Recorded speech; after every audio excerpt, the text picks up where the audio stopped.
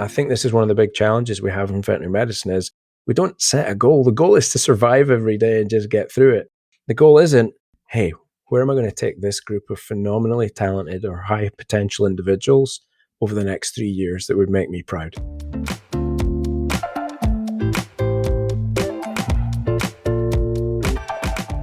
Welcome to the Veterinary Financial Podcast, where we discuss financial freedom and whole life success. I'm Meredith Jones, an emergency vet in DC. And I'm Phil Zeltzman, a board-certified small animal surgeon in Pennsylvania. We would like to thank our beloved partners.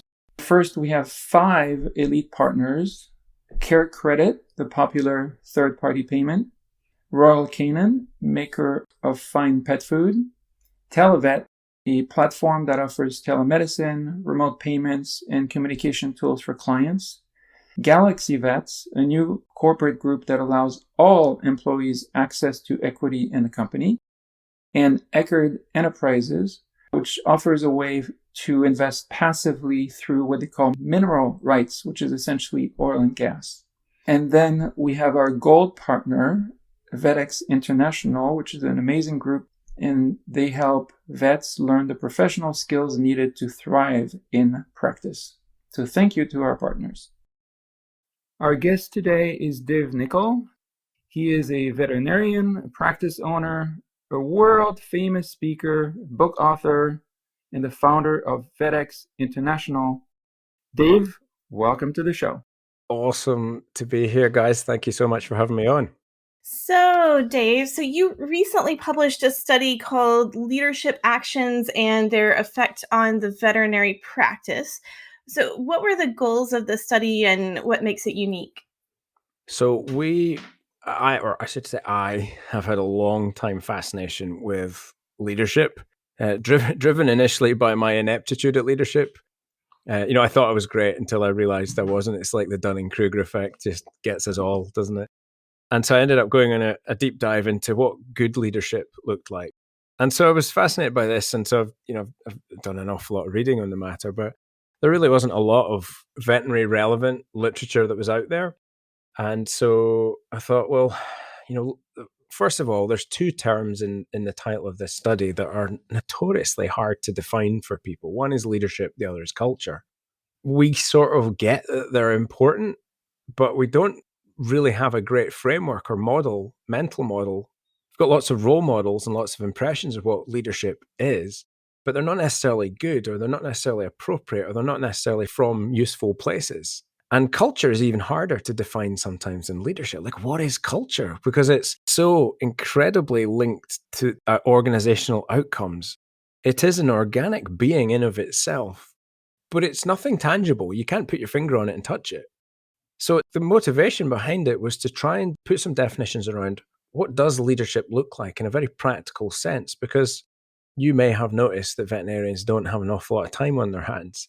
And so there's an awful lot of components that go into leadership as a bucket. And what we wanted to do was to identify certain aspects of leadership and solidify and crystallize what those things were in the brains and the minds of people in leadership positions in practice. And then we wanted to tie or attempt to tie, like that was our hope, was that we were going to be able to tie a direct link between investing in certain time, energy, and certain actions and a tangible outcome on this thing called culture. And probably that's the start of a much bigger piece of work around defining culture a little bit more clearly, and also linking culture to bottom line. Although that, to be fair, has been done in umpteen studies in the wider world. So I don't think there's an awful lot of doubt about it. But it was a question of, we take as read that good leadership leads to good culture, and that good culture is generally considered better performance in a practice, but we don't really know what good leadership means. And so that was really the aim of the study, was to try and put some definitions around what good leadership might be in a practical way that people can use in vet practices. Very good, thank you. Before we go into less important topics, can you remind us where that sexy accent is from? It's from a lot. Well, it started out from Glasgow a long time ago, but it very quickly, when I was only 2 weeks old, I took the very bold move to St Andrews. with my parents. And so it's a Scottish accent, but it's a Scottish accent that's gone via London and then Sydney and an awful lot of time spent in the States as well. So it's I don't know, it's turned into this sort of Scottish mid-Atlantic sort of thing that, people like it. So, but I'm claiming Scottish for sure. People do like it. Okay, so moving on to a less important question. Going back to this study, what do you consider were the main findings? Okay, well, there were the things we were looking to try to prove, and there were the things that jumped out as an absolute shock to us when we looked at the numerical values. So I guess the things that we found, and the first thing was we were able to make a direct line link between practices that invested in certain actions. We were able to make a link between how that impacts really positively on the practice in a quantitative fashion. So we're able to demonstrate a number for practices that did not really invest in 4 leadership actions. And we're able to look at the same, it wasn't the same practices, but we're able to see the difference in that number in practices that did tend to invest in those actions. So the first thing there is, what were the 4 actions? And then the second thing really is, what were the impacts of those actions? And so the 4 things that jumped out were, firstly, that practices that have good cultures tend to have these 4 things happening pretty much all the time. Thing 1 is that they've got a clear vision. Now, gosh, we're just stumbling in all the vague things in vision. What's this thing, vision? And so we'll come to that, I expect, but know that a practice needs a very clearly articulated vision. And the most important thing about a vision is that it is a unifying, a sigil, if you like. It's like we're planting our sigil in the middle of the battlefield and going, this is our coat of arms, this is who we are, this is what we stand for. If you like that, crowd round this sigil and let us then go do battle and smite down our foes in a worthy fashion. And that's what vision, amongst other things, gives you. It's clarity of purpose. And the other thing that I think vision gives you is it takes you away from this feeling like you're on a treadmill in veterinary medicine. So we all know the cases are endless. The amount of work is endless. Like, you would never be done. There's no start, middle, and end to doing veterinary medicine. But there is a start, middle, and end to a mission. And a mission is part of a vision. And so it puts definitions around something that you set out to do. And that means you can actually tell people very clearly, we are going to do this in this time frame. It's going to be exciting. This is why we're doing it. Would you like to be part of that? Rather than, hey, we're going to be doing veterinary medicine for forever. We've no real idea, any reason why we're doing it anymore. It's just the thing we did because that's what we went to university to do. And we're going to do it until we burn out and fall over in a heap. Do you want to join us? There's a difference in those 2 pitches, right? So vision is really important. The second thing was, and these are not actually in order, and you'll see why in a second, but time management. And not necessarily in the traditional sense, but good cultures had leaders who understood 2 things: the value of time and how to prioritize their time effectively to work on the things that were valuable. And that probably needs a little bit of unpacking as well. But practices where you have leaders who are completely committed to the hamster wheel of clinical work, that do not have time for other things, end up not having any capacity to deal with those other things. And so a lot of the things that attack or damage culture just happen. Culture becomes an unintentional thing. And so that's a problem for time stressed or time deficient leaders. The third category that jumped out was toxic staff behavior. So if you had toxic teammates, that was a guaranteed way to sink your culture. It really almost doesn't matter how many you have. And if you've got lots of toxic teammates, they're probably much happier with each other because they're toxic. And at least they've got a clear vision. It's nothing to do with your practice. It's all to do with their own individual visions, but at least they're happy fighting each other. If you've got one toxic team member, that can change the dynamic of an otherwise harmonious team. It's got that level of impact. So it's a weird one, but you just can't afford to have it or put up with it or let it happen. And then the last part was hiring ability. So people who were good at hiring tended to score better for cultures, which seems fairly self-explanatory. But what that said was, there's probably 20 things that you could group under a banner of this is leadership. But what we wanted to do is go, well, what are the most important things? We wanted to be able to give time-stressed practice owners and managers a bit of an 80-20 help here and say, if you only worked on these things, what would happen to your culture? Would it be a good thing? And so that's what then jumped out from the study. We were then able to look at numbers that were associated with those things. And then, that's where it got really exciting. And then it got also exciting about, well, what did we learn that we didn't expect to show up as well? All right. And we'll have to make sure that we get to those things in this discussion. So, you talked about a clearly articulated vision. And so, what makes up a practice vision and why is it important? Yeah, so there are many definitions of what vision are. I looked at loads of practice mission statements and they all get very confused. And so for me, a vision is a very practical thing. It's not an easy thing to produce, but it's a very practical thing. And that's kind of an important thing. A vision which just stays up in your head is a hallucination. That's not real. A vision statement is something that is articulated, it's purposeful, you've gotten out of your head, it's on a bit of paper in front of you, and that can be version 1, but it's out of you, and now it's something real, and we can work on that. A vision should consist of 3 parts. There needs to be a purpose, there needs to be a mission, there needs to be values. Now, how often do you hear vision statements being vision, mission, and values? And when you look at a statement that's structured as vision, mission, and values, I challenge you to tell me what's the difference between the vision part and the mission part.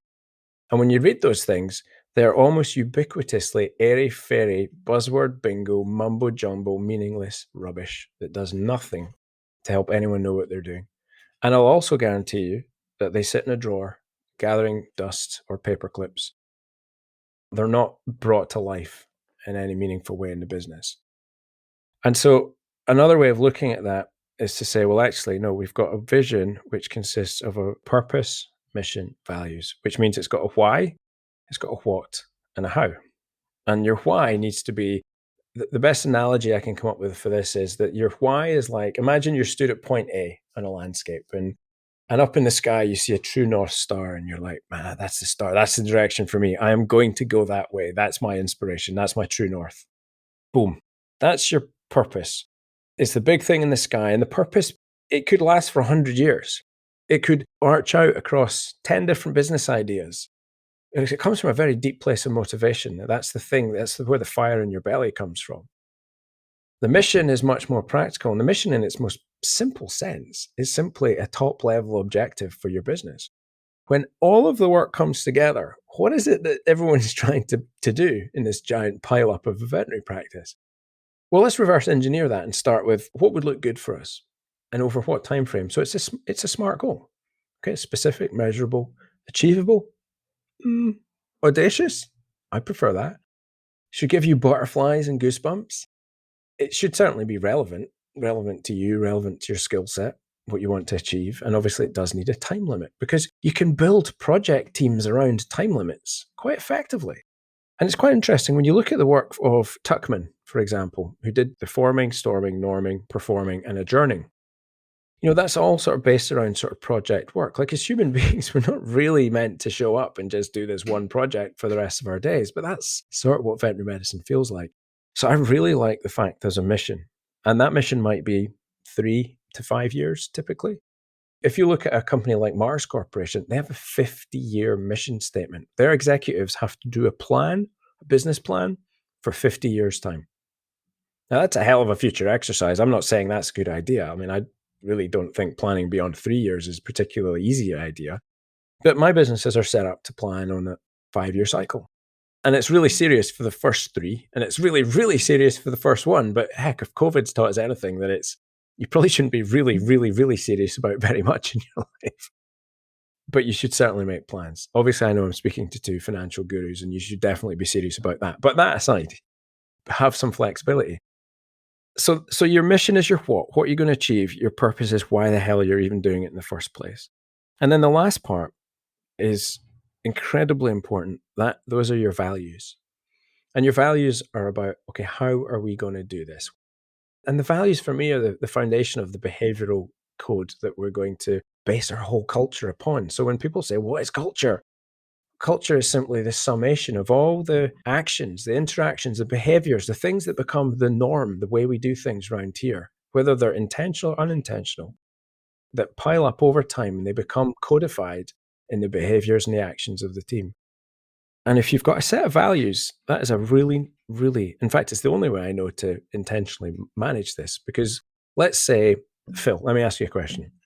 And Meredith, I would like you to answer this question as well. Tell me what's one of your important values? What things matter to you deep down in the soul of your core? What things, if this is there in your life and you get to live this, it makes you feel really good? What would one of those things be? I thought I was supposed to ask the questions here. Don't deflect. I would say to make a difference. Okay, making a difference. There's a nice value. Okay. Meredith, what would your answer be? Okay. Well, I mean, I guess I could say constant growth. Okay, growth. Perfect. Okay, so making a difference and growth. Now, Phil's version of making a difference might not be my version of making a difference. So what's important to then do is to say, well, what do you mean by that, Phil?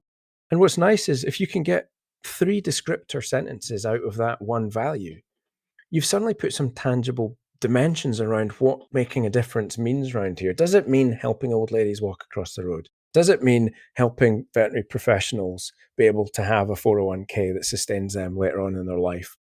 What does that mean? That needs to be defined. You can have too many values. That was one of the mistakes I used to make, because I had 13 values in my business. I was like, try getting another human being to line up with your 13 values and hire anybody that's good enough. You're looking for a clone. So we condense that down to about 6 values and we expand those into maybe 3 descriptor sentences each. And then suddenly you've got a behavioral code. Those 3 things, purpose, mission, and values, that's what makes up your vision. That's not a small piece of work.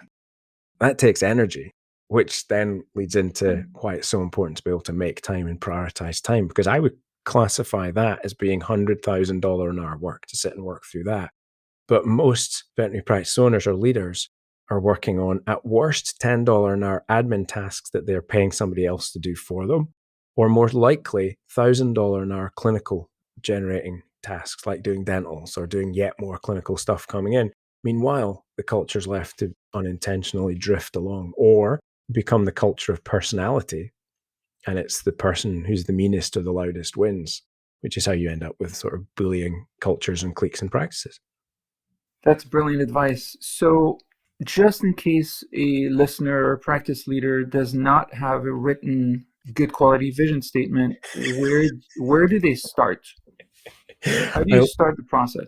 I love the just in case. It's like it's your glorious understatement, as always, Phil. One of my favorite things about you. So I think the start point is ask yourself 3 questions. Why the heck am I doing this? Why am I really doing this? I call this peeling the onion game, because when I work with people through this, their first answers is, I want to do it to help the animals. It's always, I want to do it to help the animals. Wake up and save the animals, right in my shirt. If that was true, we'd all be doing it for the same purpose. But actually, when you scratch underneath the surface, there's actually a whole bunch of other reasons that were there. So for me, it actually wasn't ever about the animals. I love animals. I like animals. I love helping them. But it was always about the people. It was always about growth. And that's how I ended up in VetX eventually. I still want to practice, but I don't work in the practice because I can create the conditions for other human beings to thrive. That's my why. Like, I want to help humans get along so workplaces thrive. And that word thrive is in the vision statement for my practice as well.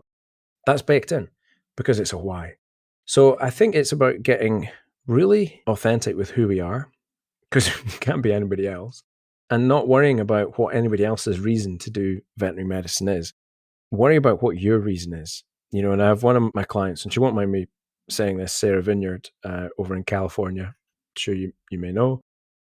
We worked for ages on our mission statement, and actually what came to the surface was that she wants to create this incredible women-led small group of practices in California, where there's a group of empowered female practice owners come together and create this network of practices. And she wants to lead the way in doing that, and that would make her really happy. So there you go, boom. She's a vet. She cares deeply about animals, but it's her vehicle for this other why, which is about creating these opportunities for women. And the same is true. Like, everyone will have a slightly different why. It's really important to define that. So that's thing 1. is get up close with your why and play the onion game. And the way you do that is just to go, okay, why are you in veterinary medicine? Well, it's this. Okay, well, why does that matter? And you keep going. And after 3 or 4 whys, you're getting there. But when you get to the right whys, because you feel the emotional connection to it. I always get goosebumps. When we get to the why, I can see it in the person I'm working with. There's a change. There's a softening. There's a connection moment, and you can just sense it. It's really incredible, powerful moment. And that's why it's so important to do it, because when you connect to your real why, you will walk through burning buildings to make sure that thing happens. And it gives you a big reservoir of energy to work with. The mission is a bit easier, actually. The mission is just, what are we going to do? Like, let's set a time frame to do this thing. And I'm going to use a ridiculous example, but Elon Musk and SpaceX. There is a guy who sent out a really brilliantly articulated, whatever you think of him, it's a brilliantly articulated purpose and mission. What's his purpose? To make human beings an interplanetary species.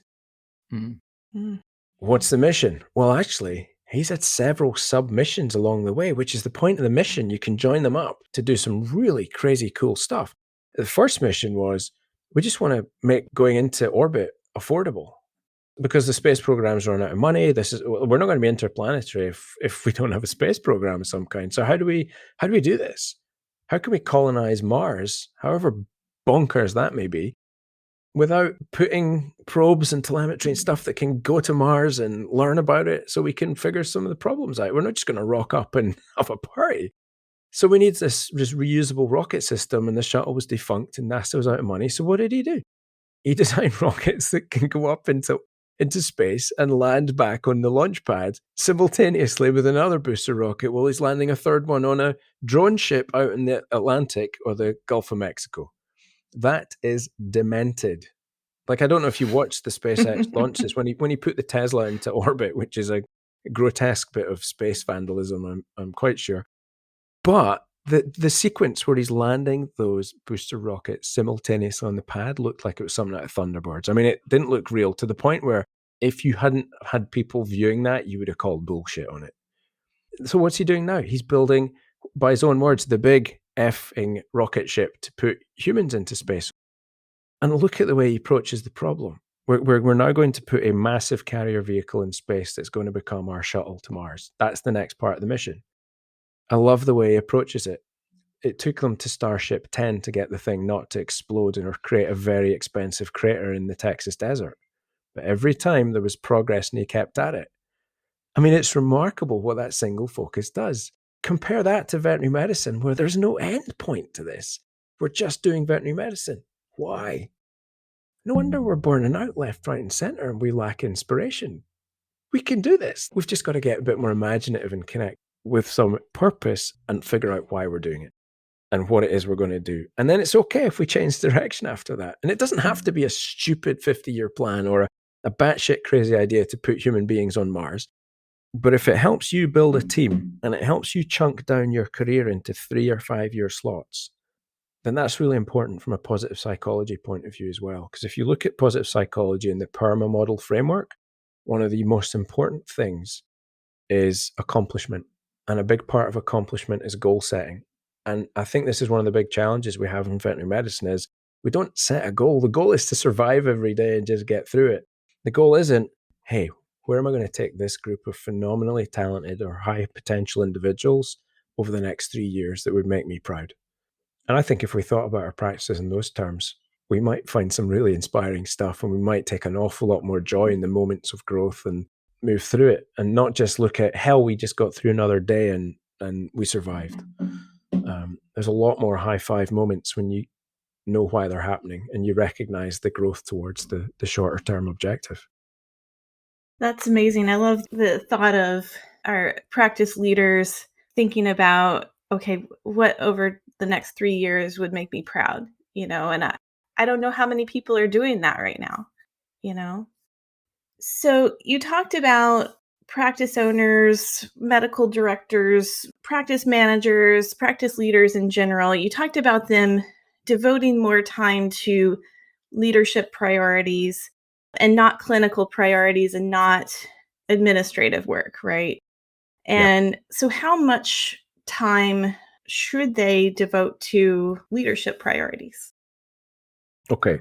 It's one of the $1 million questions, really. I want to share a stat with you that came out of the study that we did. But basically, 75% of practice owners believe they've got no time for leadership activities. 75%. Whew. 44.7% of practice owners have no vision, according to this study. There's no tangible vision in place. By the way, this study was done over two conferences. One was the Fetch DVM 360 conference, people in the practice management track. Mm-hmm. And the other was over in the United Kingdom at the SPIVS VMG event. So these are all practices that are very interested in management, although we would not be going to CE events in the first instance. And of the ones that did have a vision, a massive number of them would have been one and done, in the drawer, box ticked for something like a practice standards or accreditation scheme for VHMA or their VMAs or whatever trade body they were a member of. Okay, so I'm going to say with that as the backdrop. Now, the question of how much time should we be spending, it totally depends on the level of practice that you're at. So if you're getting your first leadership role and you're now going to be looking after a small team of vets, then you don't have to dedicate, and you probably won't be able to dedicate an enormous amount of time to it. And the sorts of tasks you will be doing are much more likely to fall into the managerial category than the bigger picture leadership category. So it's actually worth just having, you've got, I call them technical skills, managerial skills, and leadership skills. Managerial skills are the more routine, day-to-day, checking in with people, organizing schedules, dealing with sick leave, running payroll, things like that. They're not, I don't think, in necessarily the leadership category of task, and they're very tactical things. And maybe that's another way you could put boundaries. You could say there's technical work, tactical work, and strategic work. Okay, because leadership, in a sense, is more like how you do things in an operating system, and managerial work is more like the actual tools that you pick up to do the jobs in some ways. But let's, whatever way you want to break that down, I would say junior people are more likely to pick up managerial tasks. And you might be okay setting aside 80-20 for something like that.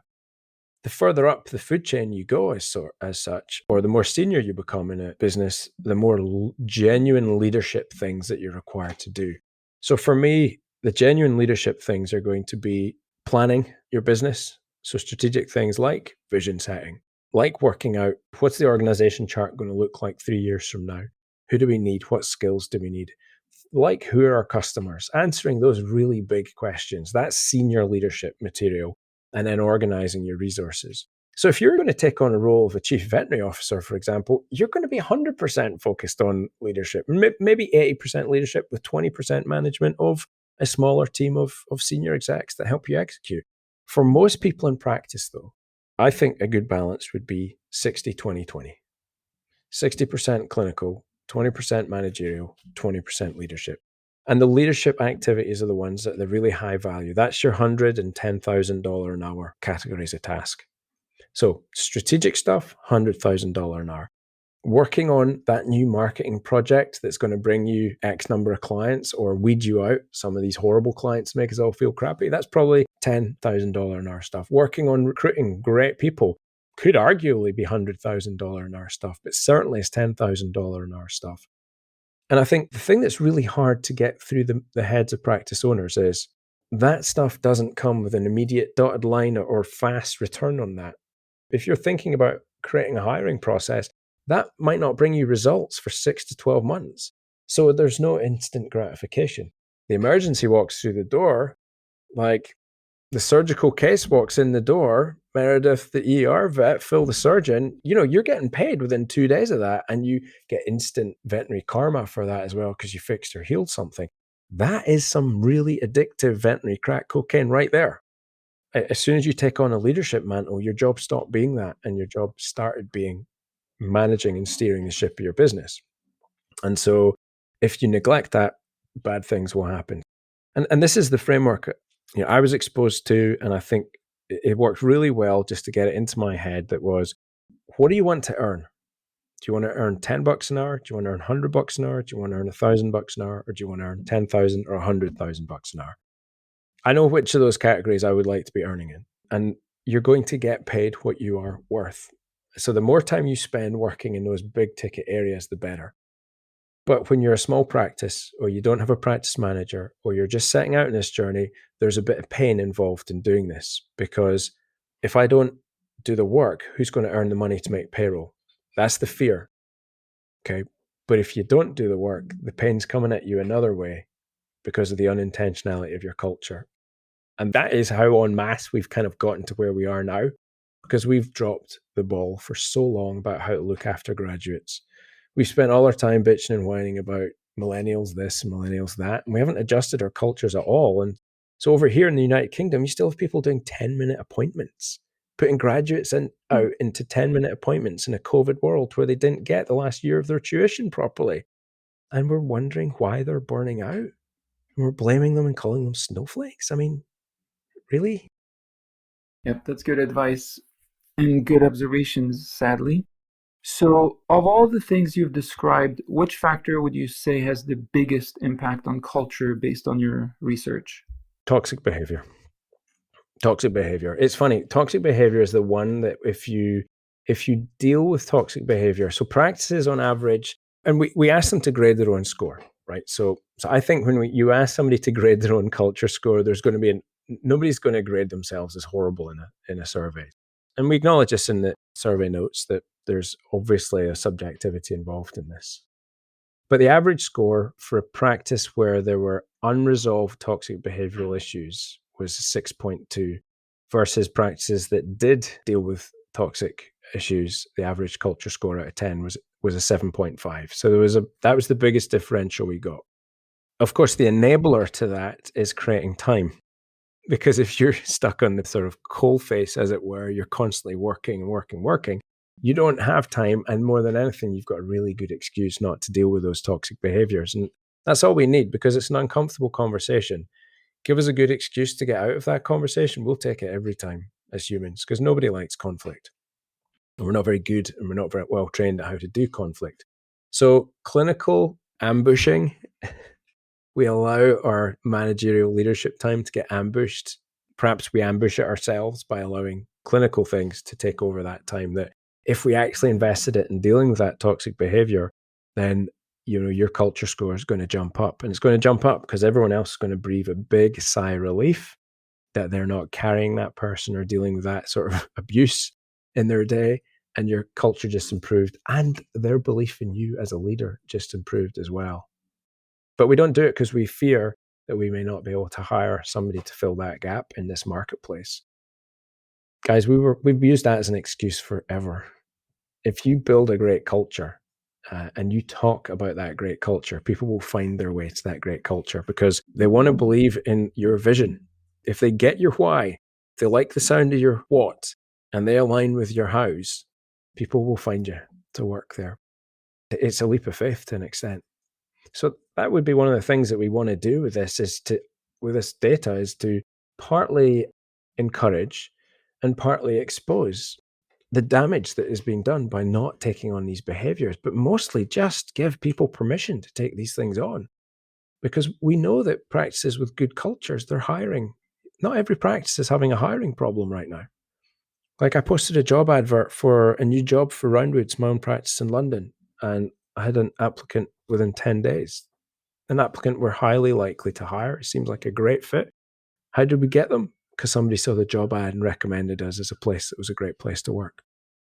Same with nurses. Like it's taking on average anywhere from 10 to 12 months to hire a veterinarian. And I read a stat this week that said that something like, more than half of positions that are out there don't get filled. Maybe more. I think it was a higher number. It was a shocking number of veterinary positions don't get filled. What is that doing to your well-being as a leader if you can't fill that position? What is that doing to your time? So deal with your toxic behavior, create some time, craft a vision, and then hire people who are aligned with your vision. Yeah, recently I've seen numbers as high as 70% for unfilled veterinary positions. So It's shocking. It's shocking. In the UK, indeed, veterinary surgeons just became the hardest position to hire on the job website, Indeed, in the United Kingdom. Now, I don't think a lot of veterinarians are looking for jobs in Indeed, just to caveat that. I think they look in trade journals and associated websites. But it's still remarkable that a little niche industry like ours is being battered like this. So if you have a person in your practice who's exhibiting toxic behavior, what do you do about it? That depends a lot on the toxic behavior, and it depends a lot on the circumstances. So toxic behavior happens for a variety of reasons. It would be a very glib, very easy answer to just say fire them. But you must address it.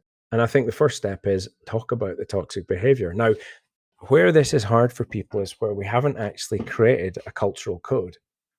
And, I've spoken about this loads of times, but what we were talking about earlier is your cultural code is based on those values that are most important to you in your practice.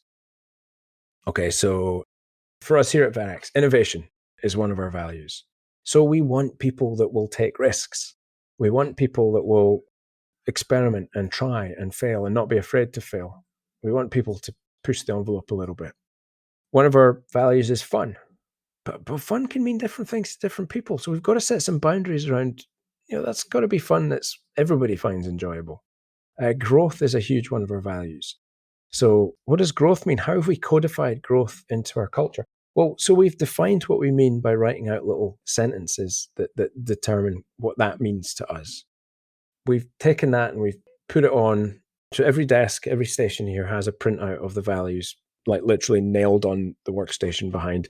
You can't see this, but right up on the wall, our purpose is emblazoned on the wall above us. When we're having performance conversations or we're recognizing somebody doing something good, we try and reference the values. Once you've kind of got that fundamental, let's call it the 10 commandments according to your clinic, you've now got a standard against which you can measure behavior. It is really hard if you don't have that to call somebody out and go, look, that's toxic, because it's an objectivity contest. Subjectivity contest. Right? Now, some behavior is just toxic and unacceptable socially. And so bullying, for example, if somebody is a bully or somebody is racist, that's the only person I've ever fired in my life on the spot was for a racist comment, which was just, I was actually so shocked. It was just a pretty horrible moment all around. You have to address it. But it's usually not as extreme as that. And oftentimes toxic behavior happens because it's been either not necessarily enabled, but it's been allowed and it's become a norm. So it's never too late to call out and go, listen, can we talk about this thing here? And offer feedback on what the thing is. And you make it about the behavior. So Meredith, I overheard a conversation with this person and that sounded a lot to me like bullying. The impact of that on this person, I imagine, was this. And that's not something that's consistent with our values. I don't actually know if that was your intent, so I'd love to check in with you what your intent was. But I would also like to make it clear that in the circumstances, I need you to find a different way to handle that. So could we explore that? Okay, so there's a performance conversation in a nutshell. And you now might hit the roof and decide, oh, this isn't for me because now I'm threatened. But quite often bullies just don't have the tools, the social tools. They never learned how to get past screaming at their parents for something as an adult. So you can coach them and work with them. And if it keeps going, well, you've done your bit and you document it and you help them find a place where they'll be happier, because it's not going to be your practice because you become the guardian of culture. I think that's a wonderful visual analogy for people, is that all leaders, they just imagine you're like, have that shield over your shoulder and your sword in one hand, and you are defending the culture like crazy from any attacks. And the attacks can come overtly, or sometimes just because human beings, we're not always the best version of ourselves. So sometimes you set the tone yourself, and sometimes as a leader, you're going to drop beneath your cultural standard. And what's really important is you hold yourself accountable and you make good. And then you set the tone for how others will behave in your organization. But for those toxic people, you take it on, you take it directly, you check in on the behavior, you check in on the intent, you explain what normal must start to look like, and you help and you offer coaching to get there. And if they cannot get there or are unwilling to get there, then you ask them to leave your practice. Very good. Thank you.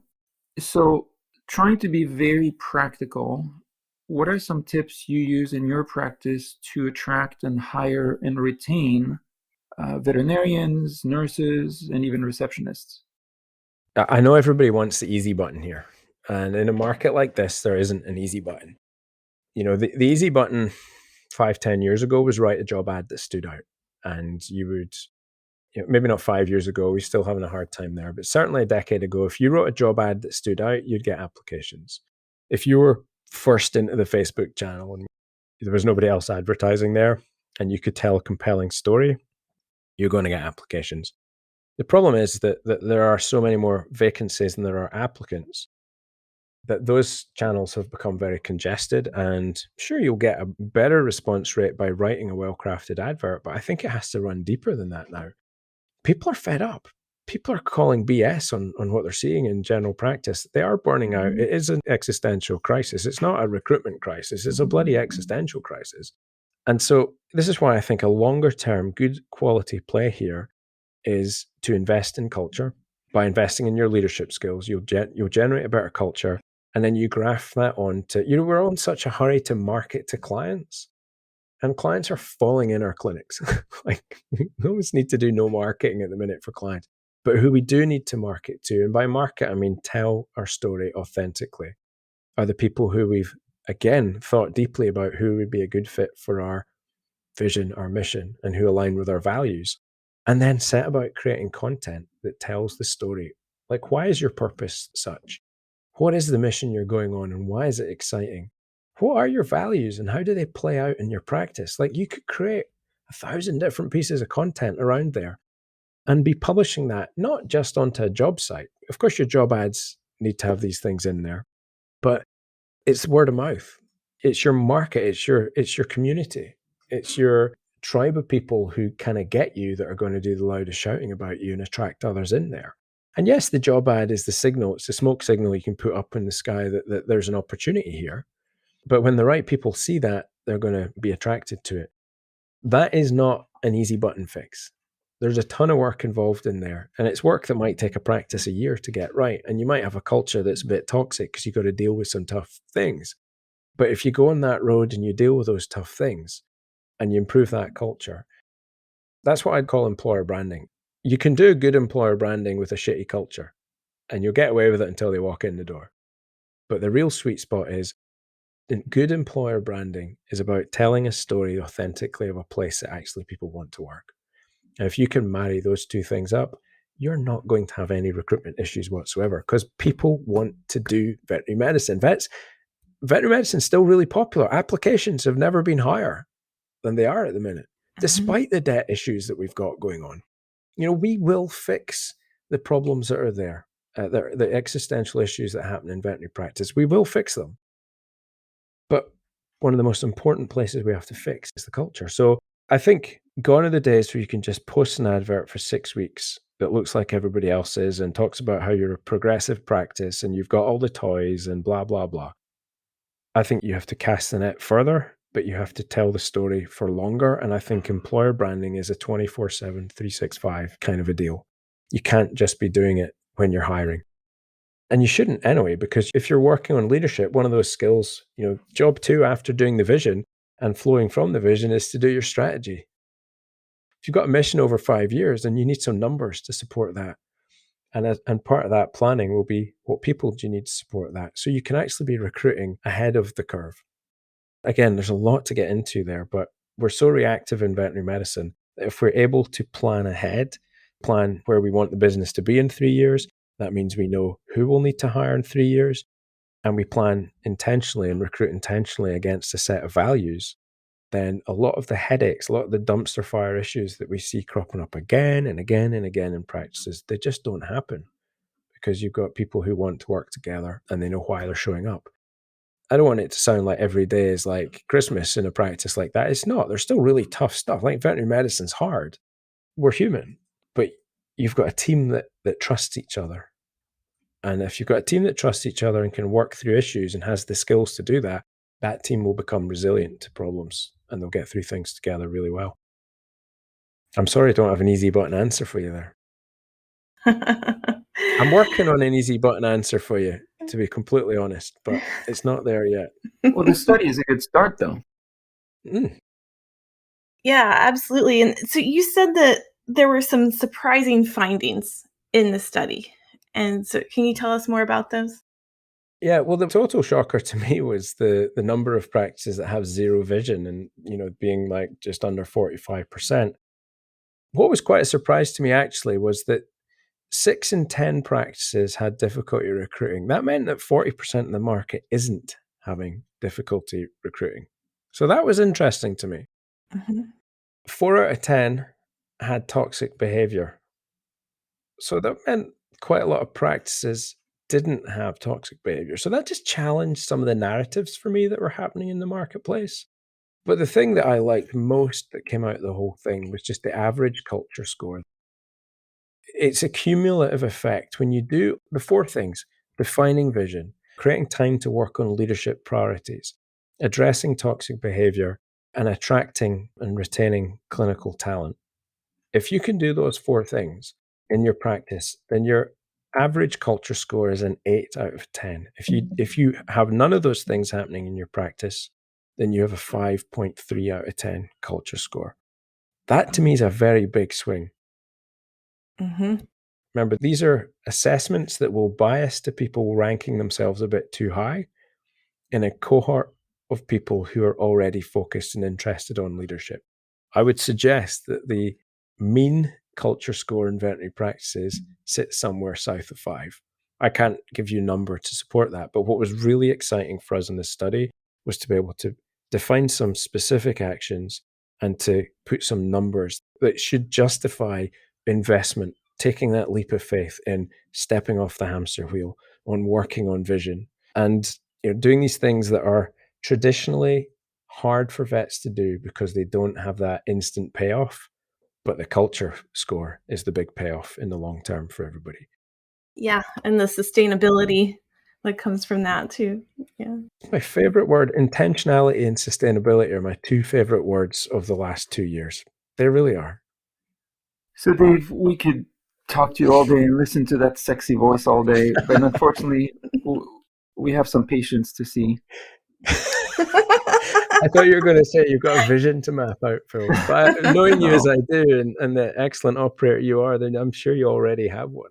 Yeah, I'll work on it tomorrow. So, what question do you think we should have asked you? It's not very often that I leave such a long time in an answer. And I think the gap is simply verifying in my head that the things that need to be said, I've said them, and things that are back upable. Maybe one of the questions would be, is this dearth of actual actionable insight that we've got in veterinary medicine, I think is a problem for us. And that's one of the things that I've sort of decided to commit to doing. I've never considered myself, and I don't really consider myself, an academic. And this might be a form of imposter syndrome, I realize, but I always had the sense of, oh, wow, am I really knowledgeable enough to be speaking to these subjects? And it's bothered me for a number of years, which might sound utterly ridiculous, but it's true.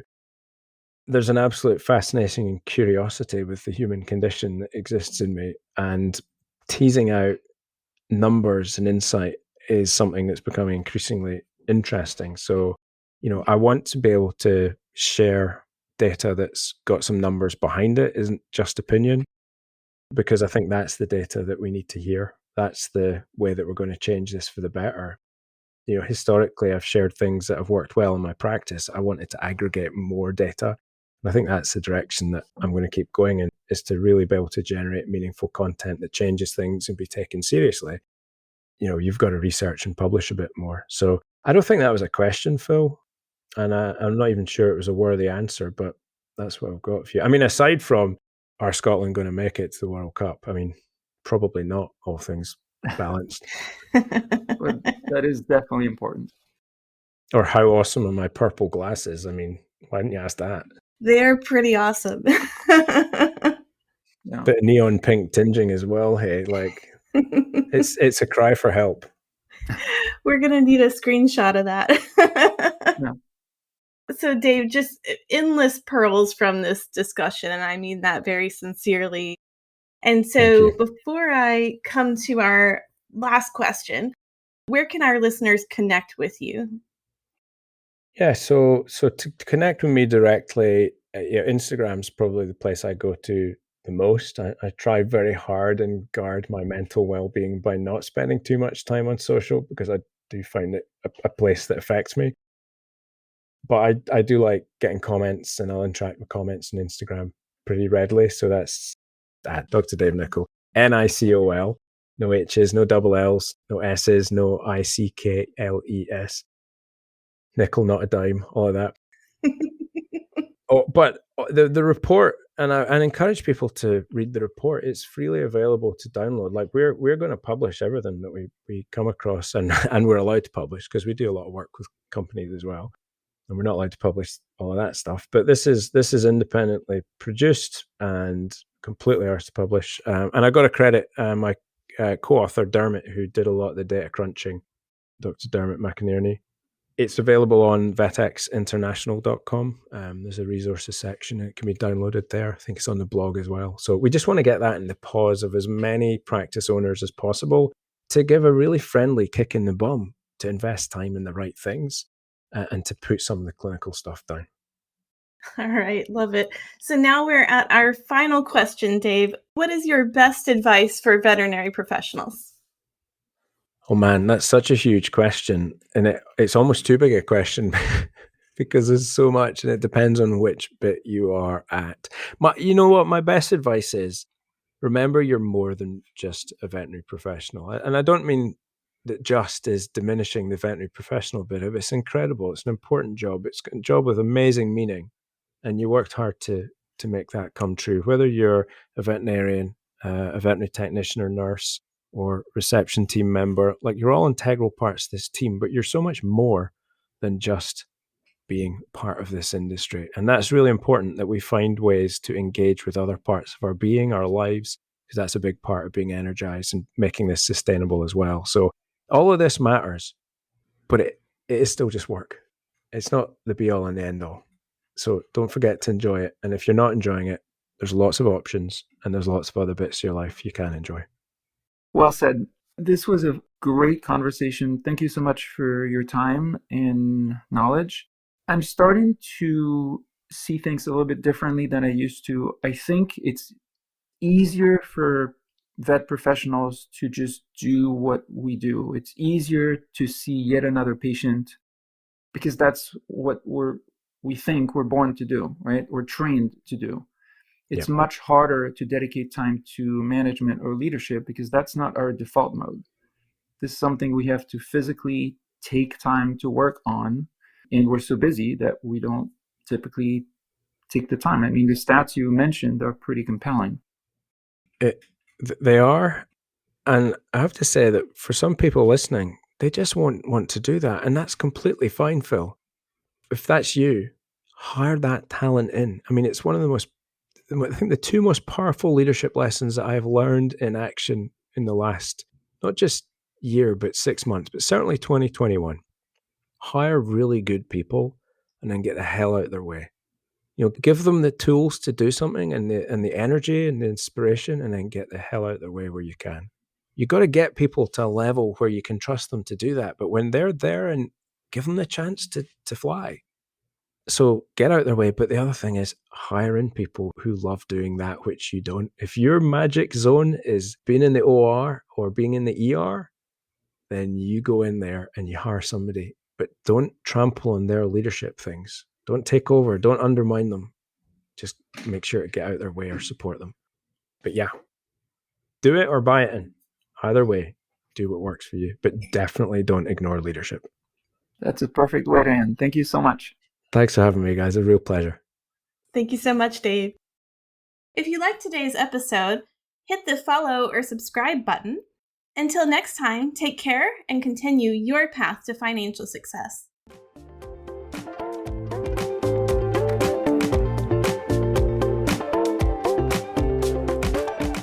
The information provided in this podcast is for informational purposes only. It should not be considered legal or financial advice. Consult with a legal or financial professional before making any investment decisions.